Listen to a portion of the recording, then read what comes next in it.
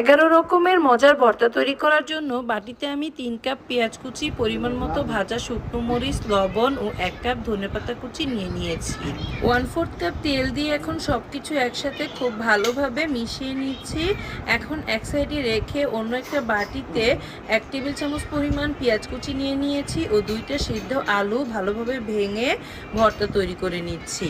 আলু ভর্তাটা যখন তৈরি করা হয়ে যাবে তখন আমি একটা প্লেটে বলের মতো করে উঠিয়ে নিচ্ছি।